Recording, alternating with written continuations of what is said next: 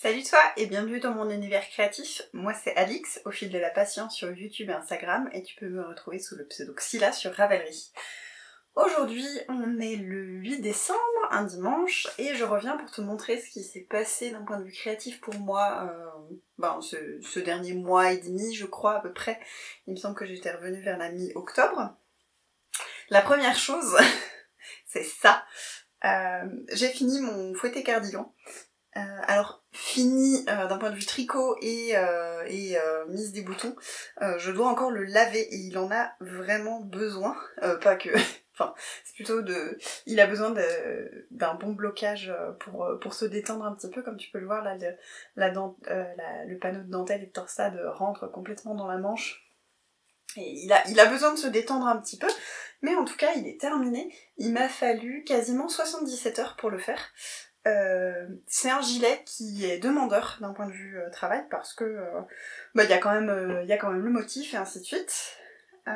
C'est aussi la toute première fois que je faisais une bande de boutonnage en jersey double. J'adore le rendu, je trouve ça vraiment très très joli. Par contre, c'est une tannée à faire. J'ai pas pris beaucoup de plaisir à faire cette bande de boutonnage. Je l'ai recommencé plusieurs fois parce que j'étais pas satisfaite de la tension et ainsi de suite. Mais au final, je trouve que la peine en vaut le résultat. Ça fait qu'il se pose vraiment extrêmement bien sur les épaules, ça fait une très très jolie finition. Ça a tendance un petit peu quand je le porte à faire des petits, on le voit un petit peu là, des petits bloops, hein, un peu comme si ça festonnait au niveau des boutons.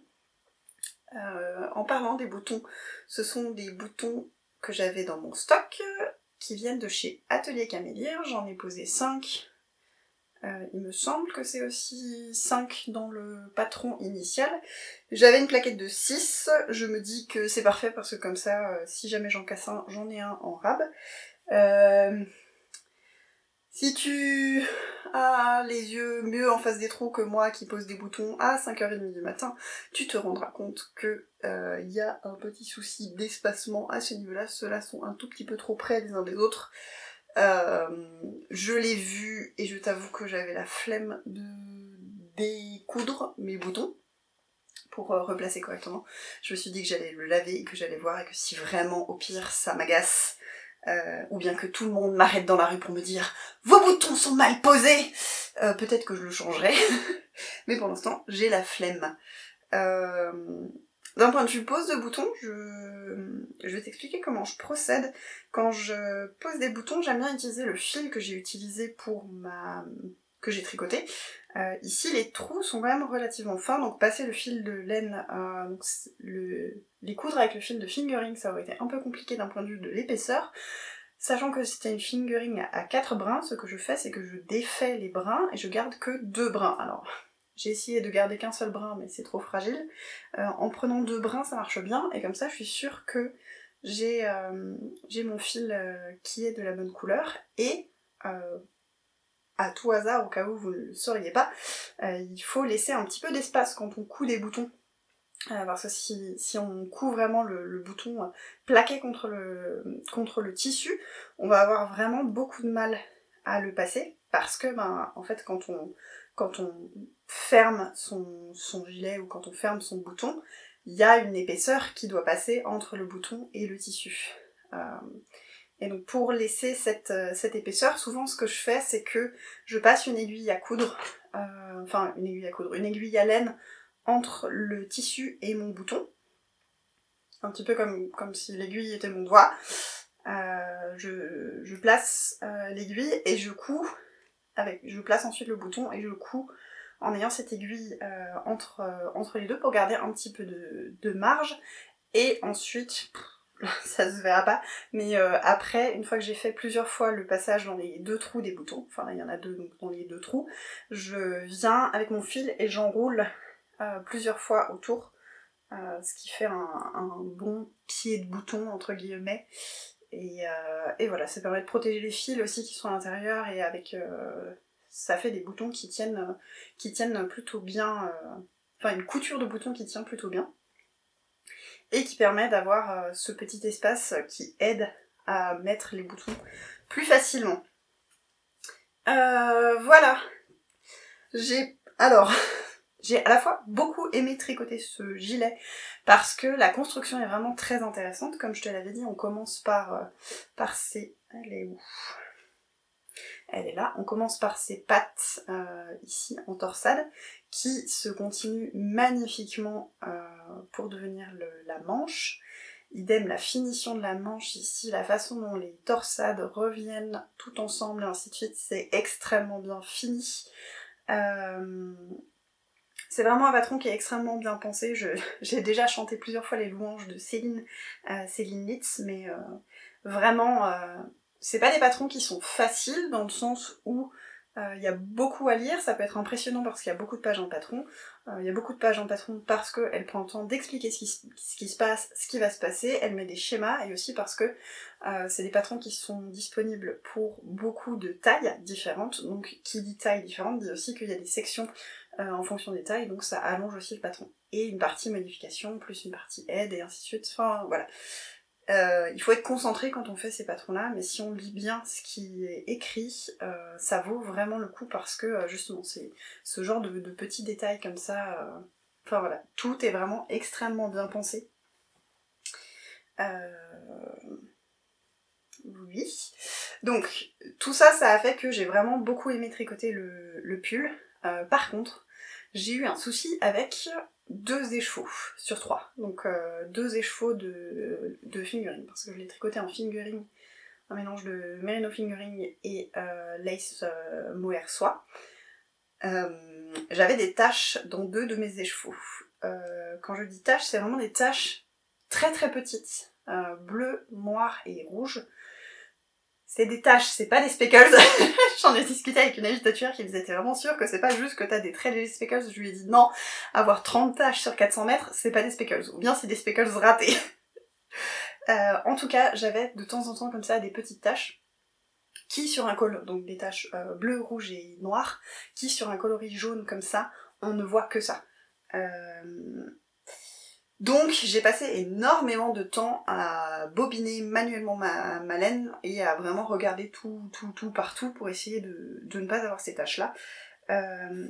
Je n'ai peut-être pas tout vu et il en restera peut-être. Ce qui est certain, c'est que sur l'intérieur de ma bande de boutonnage, j'ai quelques taches. C'est sur l'intérieur, je me suis dit, je les laisse. Ce qui m'a un peu plus agacée, c'est que, et ça je l'ai vu que plus tard, il y a des endroits où mon fil de mohair était aussi très légèrement bleuté. Je sais pas à quel point ça va se voir. Voilà. Là, par exemple, c'est dans le dos, c'est au niveau du pli de l'épaule, donc ça se verrait peut-être pas trop. Mais en tout cas, là, il y a un halo un peu bleuté. Donc voilà, je sais qu'il y a quelques petits endroits où ça fait un petit peu ce halo. Il faut avoir l'œil, je pense qu'il faut le savoir, mais vu mon perfectionnisme, c'est vrai que ça m'a quand même bien agacée et ça a vraiment un peu tué le plaisir du tricot parce que j'étais vraiment constamment en train de regarder qu'est-ce que je suis en train de faire, est-ce qu'il y a une petite tache, est-ce qu'il y en a une ou pas. Il y a des fois je la voyais pas, je la voyais que 2 rangs après, donc je défaisais pour refaire. J'ai même un endroit dans les côtes où je n'avais pas envie de défaire parce que ce sont des côtes 1-1 et que c'est long à faire, j'aurais dû défaire 3 rangs. Et je suis venue avec un fil pour rebroder par-dessus la maille. Ça ne se voit pas. Et ça permet d'atténuer du coup cette couleur. Je vais pas pouvoir retrouver où c'était. Enfin voilà, j'ai fini mon fouetté cardigan. J'ai très très hâte de le porter. J'attendais en fait de te le montrer comme ça, non bloqué, pour te le montrer la prochaine fois bloqué. J'ai pris une photo de face et de dos avant blocage pour pouvoir te montrer la différence avant-après blocage et l'importance que ça peut avoir. En parallèle de ça, vu que c'est un projet quand même qui a été très demandeur et que je suis allée à plusieurs petits cafés tricot et autres petits tricotés et le super week-end avec les copines, j'ai monté... Oula, ça paraît très sombre.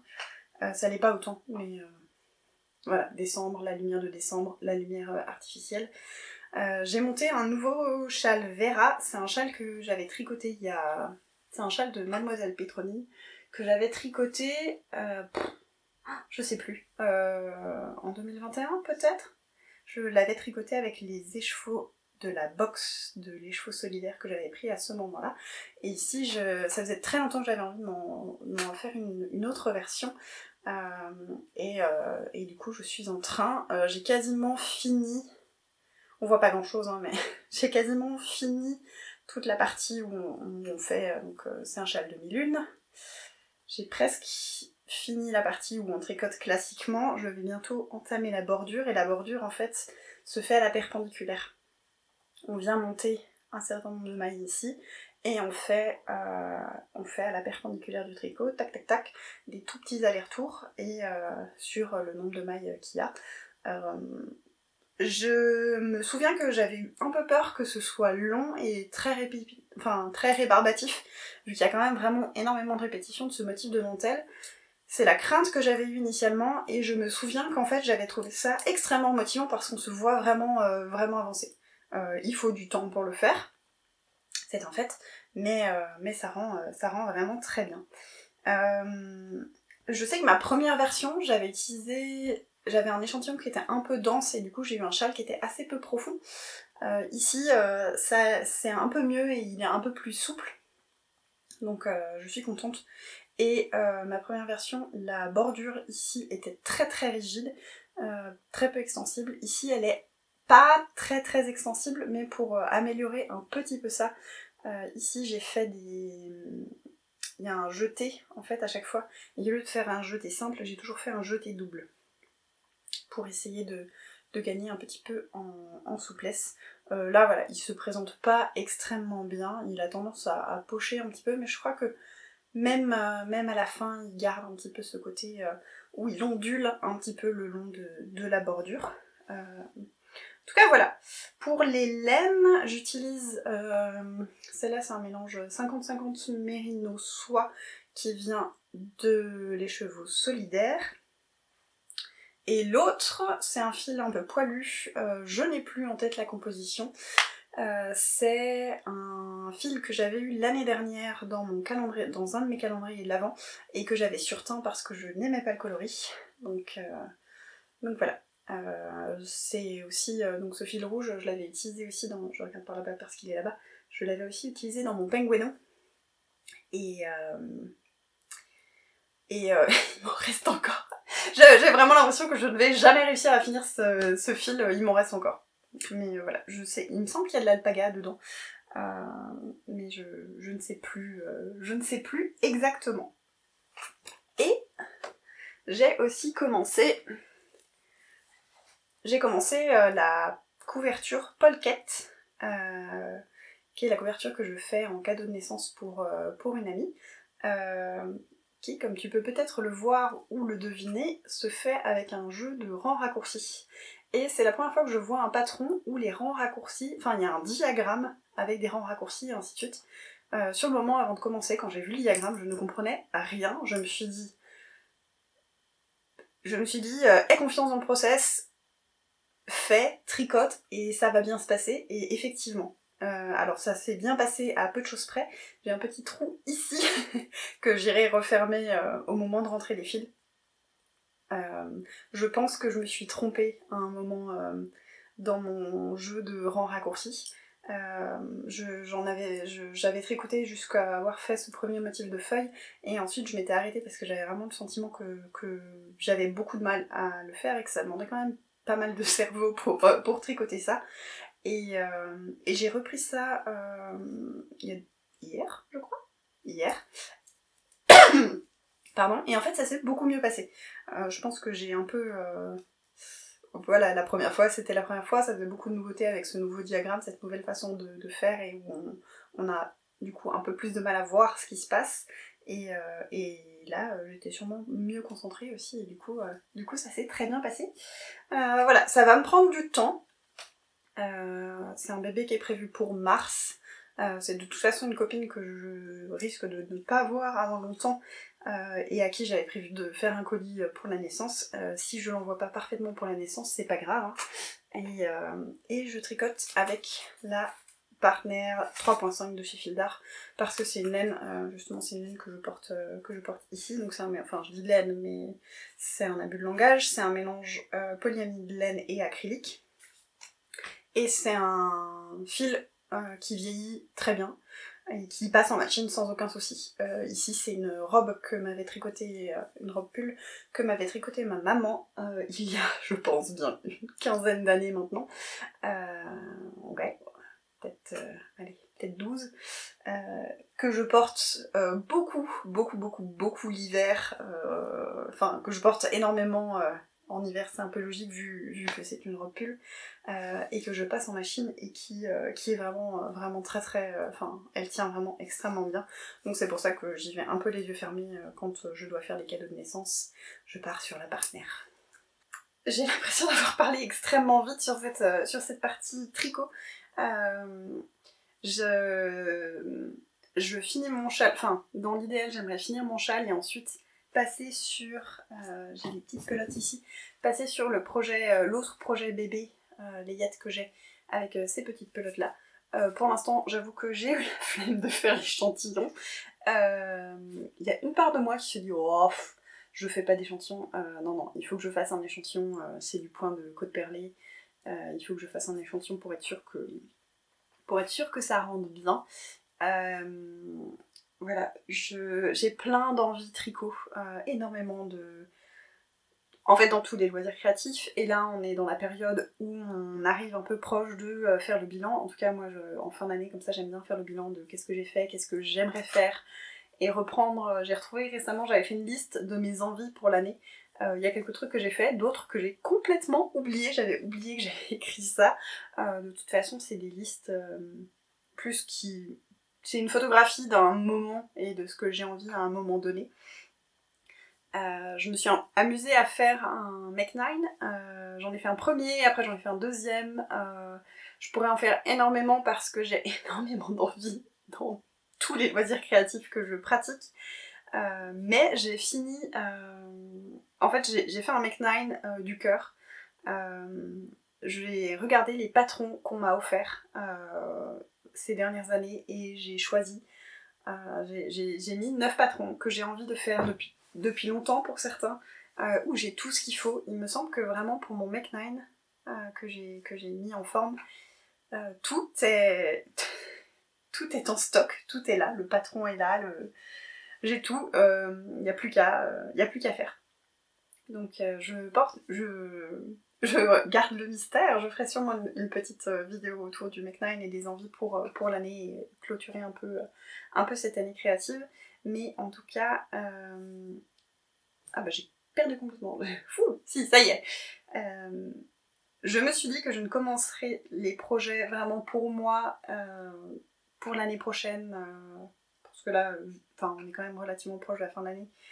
Et justement, vu que j'ai ces 2 cadeaux de naissance que j'aimerais faire, j'aimerais finir ces cadeaux de naissance et ensuite passer à des projets plus personnels. Alors, je dis finir les cadeaux de naissance, mais en vrai, finir le petit gilet, ça me paraît faisable. Finir la couverture, je pense que ça va quand même me prendre un certain temps de faire cette couverture parce qu'il y a quand même une douzaine de pelotes. Il y a plus de 1000 mètres de fil, je crois, pour faire la couverture, donc il va me falloir du temps. Et je pense que ne faire que ça va me rendre zinzin. Donc je changerai, je ferai peut-être un petit projet pour moi en parallèle, mais j'aimerais avancer sur cette couverture. Tout ça pour faire un gros teasing de... Il y a une vidéo qui va sortir une fois que je l'aurai faite d'ici la fin d'année. Et en parlant couture, hier je suis allée à une recyclerie tenue par une association qui s'appelle L'Art et la Matière. C'est une recyclerie qui se situe à Mulhouse. Il faut, vu que c'est tenu par une association, il faut cotiser à l'association. On cotise pour 1 an et ensuite on peut aller, j'allais dire se servir, non. On peut aller faire ses... Enfin voilà, c'est une recyclerie. C'est une recyclerie de matériaux. Ils font de la location de mobilier aussi, pour des événements, mais sinon c'est de matériaux divers et variés. Il y a de la ferraille, il y a plein de choses, et il y a du tissu. J'y suis allée parce que j'avais envie, pas parce que j'avais besoin de tissu. Alors, j'avais vu passer sur Instagram, ils avaient fait une story où ils avaient mis qu'ils avaient reçu des velours, et j'ai très envie de me faire la robe... comment est-ce qu'elle s'appelle ? Tamia ? C'est une robe de... Je te mettrai une petite image. J'ai trou de mémoire, je suis pas sûre que ce soit Tamiya. C'est une robe de... je dis robe, mais c'est une robe salopette. De Caledonia Dreaming. Que je trouve vraiment très très belle. J'ai acheté le patron il n'y a pas très longtemps. Et sa version est en velours et je m'étais dit que ça ferait vraiment une très jolie robe d'hiver. Et vu que j'avais vu passer cette story de l'Art et la Matière où ils mettaient qu'ils avaient reçu des velours, j'y suis allée et j'ai pris, on dirait qu'il est noir et c'est l'intérieur. C'est en bleu marine. Il va falloir me croire sur parole. C'est un bleu marine et voilà, c'est un velours côtelé assez ras. J'en ai pris 2 mètres, j'en ai eu pour 5 € du mètre, donc 10 € pour un velours ras. Je suis très contente. Ça va être la première fois que je couds du velours, je ramasse des trucs qui sont tombés. Ça va être la première fois que je couds du velours. Je sens que je vais en mettre partout, mais d'abord il faudrait que je le lave et que je me penche sur le patron et ainsi de suite. Mais je suis pas sûre de m'y mettre maintenant. Comme d'habitude, la couture, j'accumule énormément, encore plus. Enfin, disons que j'ai un très gros stock en couture, j'ai un très gros stock. Couture, j'ai un très gros stock. Tricot, mais je fais vraiment du tricot au quotidien. C'est rare qu'il y ait une journée où je ne tricote pas. Alors que la couture, j'ai plus de mal à m'y mettre. C'est quelque chose où j'aime bien avoir du temps devant moi, mais il faut pas que je le fasse trop longtemps parce que sinon ça me fatigue. C'est plutôt que, ouais, après je commence à faire n'importe quoi, et c'est pas le but. Donc tout ça mis bout à bout, la couture, j'ai des phases où je vais faire beaucoup de couture et après j'en fais pas, et j'ai énormément de projets couture. Je vais te montrer des choses encore liées à la couture aussi. Et c'est une des envies que j'ai pour 2025, ce serait de me mettre, enfin plus sérieusement, non mais de faire ce que j'ai envie de faire en fait, parce que les patrons me font envie, les tissus me font envie. Voilà. Tout ça pour dire que j'ai acheté d'autres tout petits coupons. Enfin pas que des tout petits, mais ils avaient ce coupon, alors comme ça paye pas de mine. Vu la matière, vu comme ça fait, il y a des petits points de texture. Ça a l'air d'être un espèce de caoutchouc. Je pense que c'est du tissu qui est prévu pour faire des semelles de chaussons. Parce qu'il y a un côté très... ça agrippe, et je me suis dit que ça pouvait être utile, vu que je chausse du 37-38, j'ai de quoi faire passer dessus un chausson pour chaque pied. J'ai aussi pris ce petit coupon, parce que je le trouvais joli. Je sais pas ce que j'en ferai, voilà, une poche sur quelque chose. C'est tout petit, mais j'aime beaucoup les couleurs et le motif. Un autre tout petit que je trouve vraiment très beau, j'ai farfouillé pour voir s'ils en avaient pas un plus grand ou un autre, pour en avoir plusieurs. Mais voilà, un autre tissu fleuri. Sachant que à l'art et à la matière, à part certains coupons qui ont un prix donné, ou bien quand ils ont des rouleaux où là il y a un prix au mètre, sinon c'est un prix au kilo. Je crois que c'est 5 € le kilo. Donc autant vous dire que des tout petits coupons comme ça de matière qui sont assez légères, il n'y en a pas pour grand chose. Je crois que pour tous les autres coupons, j'en ai eu pour 3,50 €, quelque chose comme ça. J'ai pris celui-là qui est un peu plus grand. Je ne sais pas encore exactement ce que je vais faire avec, mais c'est un motif d'aile de papillon. Et si tu me suis depuis un petit temps, tu auras remarqué mon amour des insectes et des papillons. Aussi, insectes, montres religieuses, scarabées, papillons, tout ce genre de choses. Donc je le trouvais joli. Je ne sais pas encore ce que j'en ferai, au cas où il est là. Et ils avaient ce grand coupon, faut que je le mesure encore, ce grand coupon de jersey qui est dans les gris anthracite rouge, orangé et beige, que je trouvais vraiment très très chouette. J'adore le motif, c'est parfaitement dans les couleurs que j'aime mettre, n'est-ce pas? Voilà, on est franchement pas très loin en termes de couleurs. J'ai pas fait exprès, mais voilà. Je pensais me faire un... Enfin, déjà faut que je le mesure pour voir quelle quantité j'ai. De sûr, je passe un t-shirt manche longue dedans. L'idée ce serait de faire ça, un t-shirt manche longue ou bien un sous-pull ou un petit truc, un sous-pull col roulé peut-être, oui, avec des motifs comme ça, parce que j'aime bien. En tout cas voilà, très contente d'avoir trouvé ce coupon-là. Et voilà, comme je te disais, du coup pour ce coupon et les autres petits, j'en ai eu pour 3,50€ maximum 4€, donc c'était vraiment très avantageux. J'ai fait... non. Ça, j'ai repris le filage. Alors là, ça ne ressemble à rien parce que mon rouet est derrière et la bobine que... J'ai pas encore fini une bobine. Peut-être que tu te souviens qu'en fin d'année dernière, j'avais commencé à filer cette tresse. J'en ai 3. Ça, c'est ce qui me reste de la première. J'ai envie de faire un fil que je veux utiliser pour un gilet. J'ai déjà le contrastant. C'est un modèle de chez Pom Pom et ainsi de suite. Ça faisait des mois, quasiment 1 an, en vrai, que je n'avais pas filé. Et j'étais de nouveau rentrée dans une boucle de... Oui, mais ça fait longtemps que j'ai pas filé, et si j'y arrive pas, et si ma tension n'est plus du tout la même, et si ma torsion n'est plus la même, et si mon épaisseur n'est plus la même, et je me suis dit, lâche-toi la grappe, tu te mets trop de pression, si le filage est censé être un moment de plaisir et de détente, tu files, et le fil, t'en auras la quantité qu'il faut, et si jamais t'arrives pas à en avoir suffisamment pour faire ton gilet, tu trouveras bien quelque chose d'autre à faire pour compléter et avoir suffisamment. Surtout que j'ai une autre tresse, enfin j'ai 3 tresses comme ça et j'en ai une qui est un coloris relativement approchant dans les jaunes, et en vrai ça pourrait passer aussi pour mélanger, sur mon gilet à la fin. Donc voilà, je me suis lâché la grappe et j'ai repris le filage. Pas encore de façon très régulière, mais je suis contente d'avoir repris le filage. Voilà un petit peu pour ce qui se passe en ce moment sur mes aiguilles, mon rouet, et bientôt peut-être un jour sur ma machine à coudre. Je vais te parler du salon Création et Savoir-Faire qui a eu lieu à Paris, et je vais te montrer ce que j'ai acheté. Si les déballages ce genre de déballage de regardez ce que j'ai acheté, alors là je viens de le faire mais c'était de la seconde main, donc dans ma tête c'est pas tout à fait la même chose.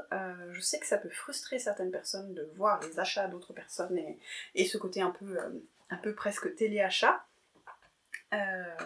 Si ça t'embête et que tu n'as pas envie de voir ça, je te dis à la prochaine fois, qui devrait arriver très bientôt. Mais voilà, j'espère que ça t'a plu jusque-là, et pour les autres qui seraient curieuses de voir ce que j'ai acheté au salon Création et Savoir-Faire, et on est parti. Donc, je suis allée au salon Création et Savoir-Faire à Paris, qui avait lieu les derniers jours de novembre et le 1er décembre. C'est la toute première fois que j'y allais, et j'y suis allée sous l'impulsion de Sylvette, que tu connais sûrement, Silou M, qui est un podcast qui est fantastique, que j'aime beaucoup et que je regardais avant que ce soit devenu une amie. Donc voilà, parce que sinon ça fait un peu genre ah oui, c'est mon amie donc c'est normal que j'aime son contenu, mais j'appréciais déjà énormément son contenu avant. Maintenant je l'apprécie d'autant plus vu que c'est une très bonne amie. Mais voilà, on avait en fait notre week-end entre tricopines tombait donc le week-end du 30 novembre. Je regarde mes mains pour savoir si novembre a bien 30 jours. Voilà, donc novembre a bien 30 jours, donc le 30 novembre et le 1er décembre, on avait notre week-end entre copines, tricot. On se retrouvait à partir du vendredi soir, et j'avais prévu d'arriver le vendredi matin sur Paris en prenant un train très tôt. Et Sylvette m'a dit, bah écoute, vu qu'il y a le salon Création et Savoir-Faire, si ça te tente, on peut essayer d'y aller. J'avais un peu peur au début d'un point de vue monde, est-ce qu'il y allait avoir beaucoup de monde, est-ce que j'allais supporter ça ou pas. Maintenant que j'ai des réducteurs de bruit, pour quand il y a beaucoup de monde, je les mets et ça m'aide beaucoup. J'ai pas eu besoin de mettre les réducteurs de bruit, l'acoustique de la salle était vraiment très bonne. Quand on est arrivé, on a dû arriver pas longtemps après l'ouverture, peut-être 10h, 10h30, je sais pas exactement, en tout cas On pouvait relativement bien circuler, c'était assez agréable, on s'est bien amusé, enfin surtout moi. Sylvette a fait la pom-pom girl, j'ai participé à une manche, la première manche du vendredi de speed knitting que j'ai remportée avec 142 mailles en 3 minutes. J'étais très contente de participer à ça, c'était très, très rigolo et assez spontané. J'étais pas sûre de est-ce qu'on peut participer facilement, est-ce qu'il faut s'inscrire avant et quoi que ce soit. Je suis allée demander, on m'a dit il faut prendre place, allez hop, on s'assoit et puis on tricote, donc c'est ce que j'ai fait, c'était très fun. Je remercie d'ailleurs, je pense que personne de chez eux ne passera par là, mais je remercie Modes et Travaux parce que comme j'ai remporté ma manche, j'ai eu droit à un lot. Voilà. Donc j'ai eu un lot en lien avec les loisirs créatifs, du papier, un peu de fil à tricoter, une pochette, des étiquettes, enfin voilà, j'ai eu pas mal de choses, et tout ça dans un tote bag. Voilà. Donc il y a des choses qui sont emballées dans du plastique, je vais pas te montrer parce que ça va faire un bruit, je me cogne, ça va faire beaucoup de bruit. Et voilà, j'y étais allée en ayant 2 objectifs. Je voulais passer chez... C'est la Alix du montage, je viens faire une correction, j'ai raconté n'importe quoi, je voulais passer sur le stand de Canva Fatal pour acheter 2 kits de Canva. Ça casse la lunette. Je voulais acheter le kit de ce Canva là, Ripening, qui fait partie de leur dernière collection. Et du coup, c'est un petit kit comme ça. J'ai pris avec fil, donc les fils sont dans une pochette à part que je mets là en espérant que ça n'ait pas fait trop de bruit. Et voilà, c'est des kits où on a dedans la toile, on a l'image pour servir de référence, avec le détail des couleurs derrière, on a la toile à canevas, un carré d'exercice et une aiguille, et le papier de soie dans lequel tout était emballé avant que je déballe. Donc voilà, c'est la première fois que je vais faire du canevas en tant qu'adulte. J'en avais fait enfant et c'était des canevas avec des trous beaucoup plus gros. Donc voilà, je vais faire celui-là en premier pour me faire la main. Et celui-là ira dans mon atelier.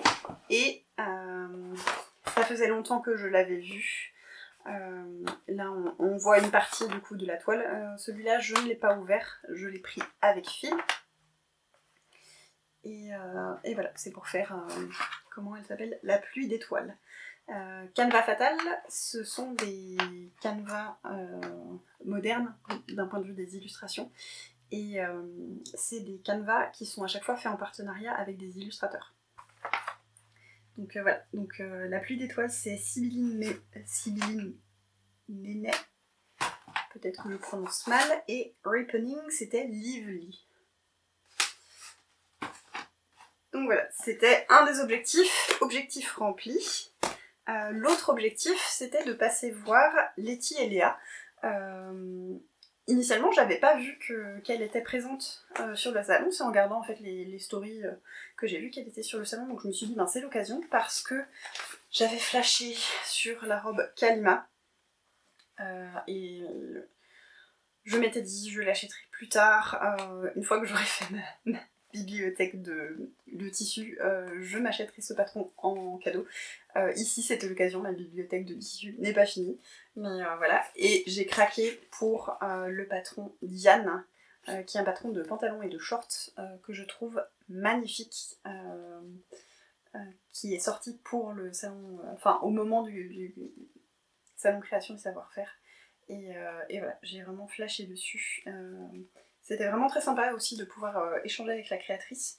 Ça m'a permis de poser quelques questions aussi d'un point de vue taille, morphologie, et elle m'a donné des conseils. Elle m'a donné des conseils qui étaient vraiment très sympas. Et ensuite, craquage semi-prévu, je suis passée sur le stand de Avril Fabrics, qui partageait un stand avec Auguste et June. Et j'ai vu passer en fait sur Instagram ce patron de brassière et alors enfin vraiment on a 4 longueurs différentes, donc un ensemble legging brassière de sport, J'en ai déjà fait un, enfin quasiment fini un, c'est un patron de Charlotte Jobert, et ici c'est une brassière qui est un petit peu plus classique en termes de forme, donc j'étais curieuse de tester un autre patron de brassière. Le legging, vu comme ça, a l'air à peu près identique. C'est aussi un legging taille haute, il y a une ceinture qui est un peu croisée, qui a l'air vraiment très jolie. Je ferai peut-être cette version-là. Et du coup, vu que j'étais sur ce stand partagé avec Avril Fabrics, j'ai pris ce tissu pour me faire cet ensemble de sport. Et même chose, vraiment extrêmement sympa de pouvoir discuter avec la créatrice pour avoir des conseils sur la taille. Tout ça mis bout à bout, c'était les stands vraiment que j'avais repérés, où je m'étais dit je savais globalement ce que je voulais. Ça m'a permis aussi d'aller un peu droit au but au bout d'un moment, parce que c'est vrai qu'au début d'un point de vue monde ça allait, et plus le temps passait et plus on approchait l'heure de midi, plus il y a commencé à avoir du monde, et où là ça commençait à devenir compliqué de circuler, on commençait un peu à fatiguer avec Silhouette aussi, donc je pense que ça a pas aidé. Mais sur la fin, on en avait un petit peu marre, on avait un petit peu envie de se partir. L'avantage c'est qu'on a globalement eu ce trop plein de monde, et un peu ce ras-le-bol toutes les deux à peu près au même moment, donc aucune de nous deux n'a été lésée. Il y avait aussi une très jolie partie un petit marché des créateurs, où il y avait des créateurs qui eux venaient vendre leurs créations, et pas uniquement des stands où il y avait des marques qui vendaient pour que nous on crée. Voilà, ma Stella via Sylvette m'a offert de très jolies boucles d'oreilles, je suis ravie, je ne les porte pas là parce que c'est le week-end, et que le week-end j'ai tendance à ne pas porter de bijoux. Mais voilà, une très jolie paire de boucles d'oreilles que tu verras sûrement à un moment dans un épisode. Et il y avait donc ce petit espace plutôt créateur, et il y avait aussi des expositions, dont une exposition avec des patchwork. Je t'invite à aller voir la vidéo de Sylvette où elle parle de son retour sur le CSF. Elle a fait des images un petit peu de l'exposition. Il y en a un en particulier que j'ai vraiment trouvé magnifique, qui était dans les noirs, blancs et rouges. Alors oui, bien sûr, il était dans mes couleurs, donc ça aide, mais d'un point de vue graphisme et ainsi de suite, il était vraiment très très beau. Voilà, tout ça mis bout à bout, j'ai vraiment beaucoup aimé cette expérience. Je suis très contente d'avoir pu faire un salon aussi gros. C'est la première fois que je faisais un salon de cette envergure-là. Et c'était vraiment chouette. C'était vraiment hyper sympa. Et ouais, ça donne toujours beaucoup d'idées. J'en suis sortie fatiguée parce qu'on voit énormément de choses, et du coup ça fait un peu beaucoup d'informations. J'ai eu un petit peu ce même sentiment que quand j'avais fait le salon du patchwork, le carrefour européen du patchwork à Sainte-Marie-aux-Mines, il y a 2 ans. J'avais eu un peu ce même trop plein de monde et trop plein d'informations. Mais vu que j'avais ciblé et que j'avais fait ma liste de courses en fait, donc au moment où on a dit là stop, ça fait trop, moi j'avais fait ce que je voulais, et j'ai pas eu cette frustration de ah mais j'aurais voulu voir encore tel stand ou ainsi de suite. J'avais vu ce que je voulais voir. Voilà, le soleil est quasiment couché, la lumière a beaucoup changé par rapport au début où j'ai commencé à parler. Je regarde un peu autour pour voir si j'ai pas oublié de te parler de quelque chose. Je ne pense pas. Qu'est-ce qui arrive encore en décembre? Donc comme je te le disais, j'ai envie de faire une vidéo un petit peu bilan et envie pour l'année prochaine. Surtout discuter un peu des envies pour l'année prochaine. Et je vais aussi très bientôt faire une vidéo par rapport au make-along que j'ai envie de lancer pour l'année prochaine. Un make-along pour s'amuser un petit peu autour de notre stock. Et surtout en utilisant nos stocks. Voilà, un petit truc comme ça, donc reste dans le coin, ça arrive tout bientôt, il faut que je le tourne, mais c'est prévu d'ici la fin de l'année, je vais le sortir. J'ai déjà teasé ça au dernier, mais voilà. J'espère que tu auras passé un bon moment, et voilà. Je te souhaite une bonne journée ou une bonne soirée en fonction de quand tu regardes cette vidéo, et je te dis à la prochaine fois. Salut!